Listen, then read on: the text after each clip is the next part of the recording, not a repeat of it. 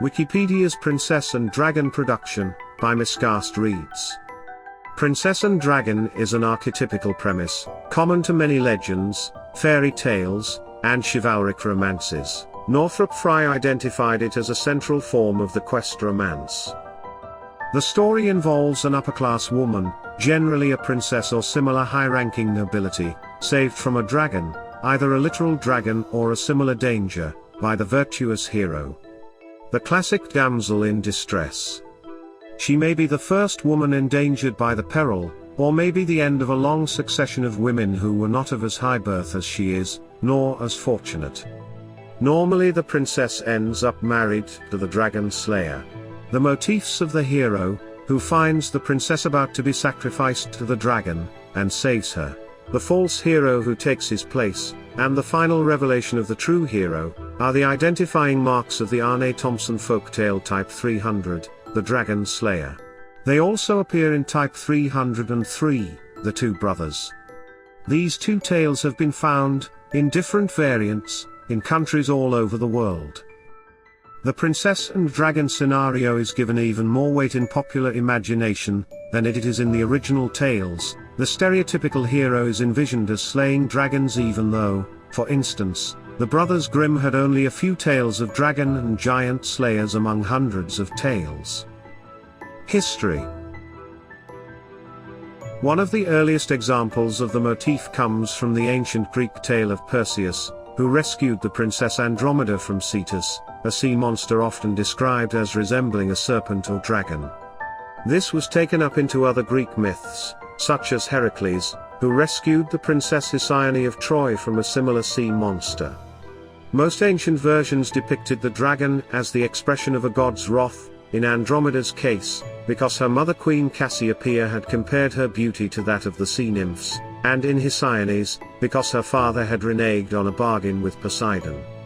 This is less common in fairy tales and other, later versions, where the dragon is frequently acting out of malice. The Japanese legend of Yamata no Orochi also invokes this motif. The god Susanoo encounters two earthly deities who have been forced to sacrifice their 7 daughters to the many-headed monster, and their daughter Kushinada Hime is the next victim. Susanoo is able to kill the dragon after getting it drunk on sake, rice wine.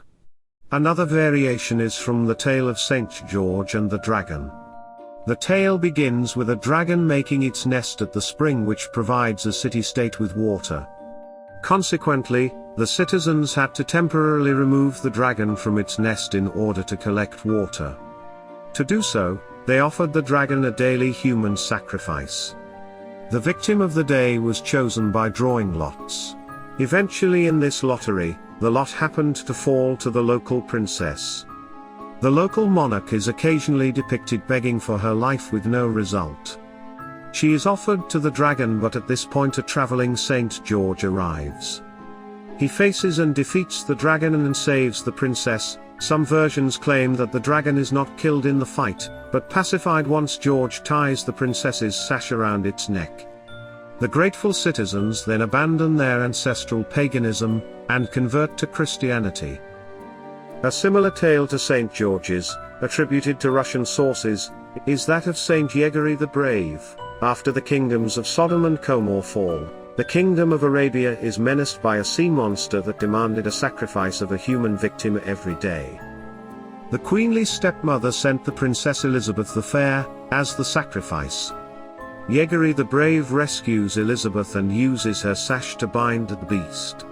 To mark her deliverance, he demands the building of 3 churches.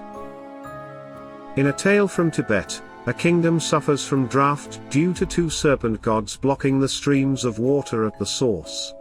Both dragons also demand the sacrifices of citizens from the kingdom, men and women, to appease them, until Prince Shilu and his faithful companion, Saran, decide to put an end to their existence.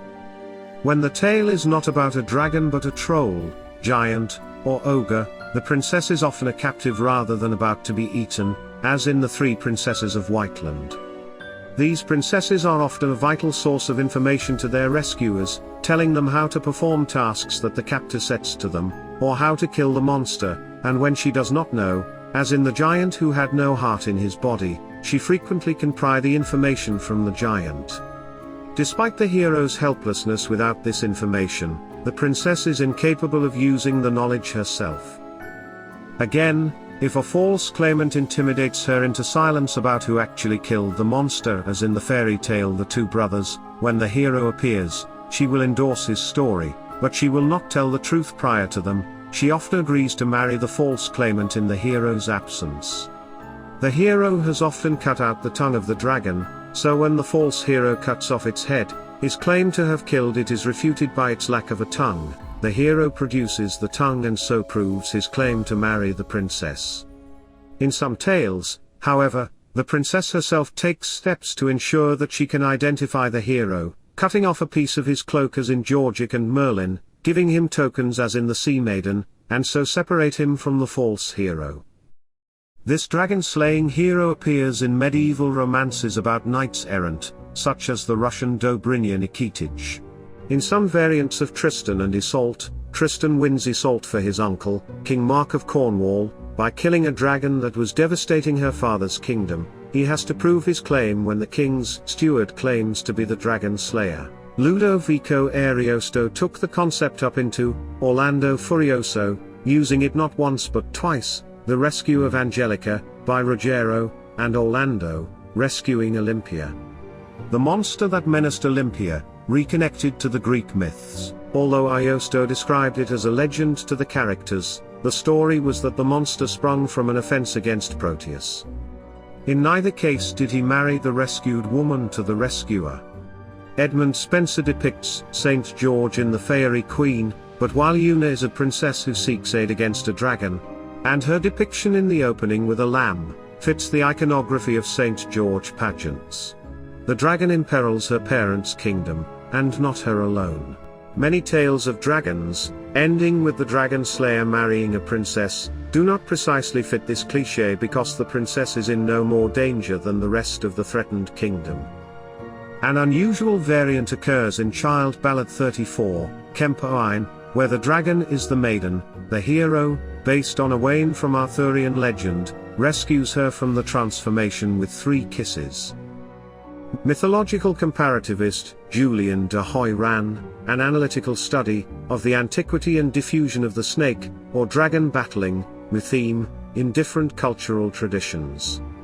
Scholarship suggests a connection between the episode of the dragon slaying by the hero and the journey on an eagle's back, akin to the Mesopotamian myth of Etana.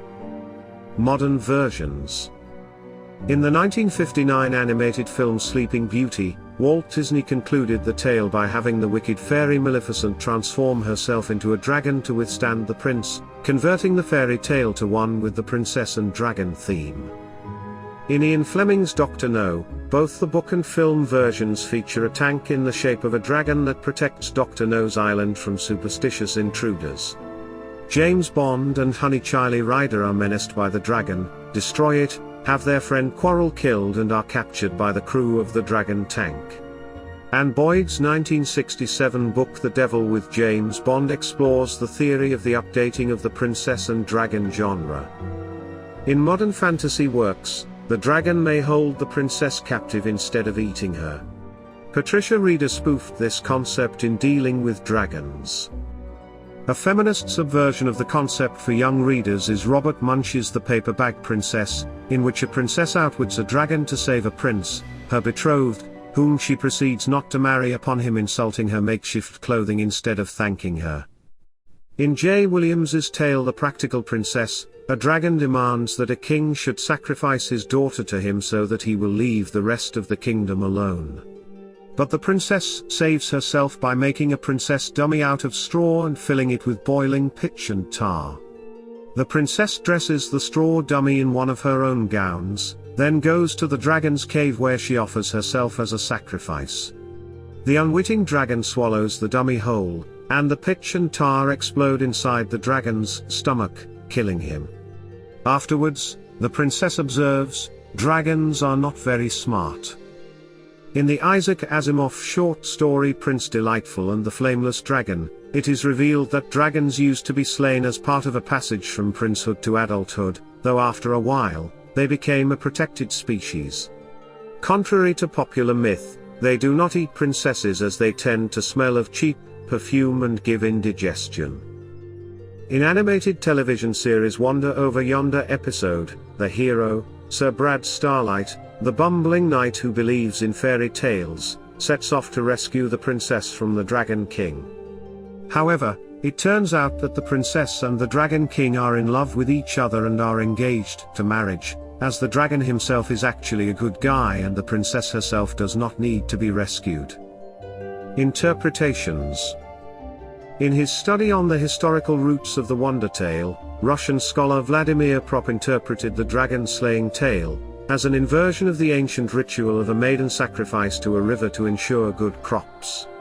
Prop speculated that, in regards to this practice, the hero would be seen as a profaner of the ritual, but, as time passed, the maiden sacrifice was discarded and the hero was elevated.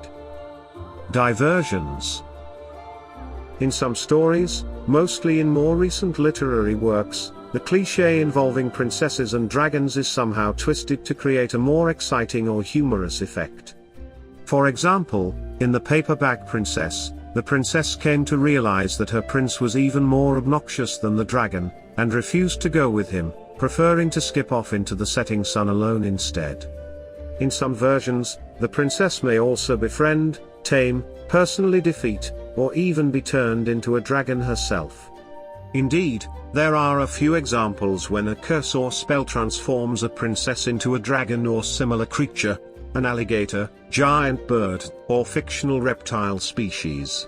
In such stories, the transformed princess usually aids her sweetheart in a battle against a force of evil. In The Swan Princess, for example, Princess Odette is transformed into a swan, and she helps her lover triumph in a battle against the sorcerer Rothbart, who has the power to transform himself into a hideous beast, a manifestation of a lion, wolf, and bear. Thank you for listening to this amazing audiobook production of Wikipedia's Princess and Dragon on Miscast Reads. If you have not already, please subscribe to the channel and click the notification bell to be notified of all future Miscast Reads productions. And, if you liked what you heard, please click the like button. It really helps us out on the YouTube algorithm. Don't forget to share Miscast Reads with your friends and browse our amazing audiobook library. For all sources, images, references and other visual or audio information, please visit the Wikipedia page for this topic. Thanks for watching, and we will see you in the next one. Stay classy.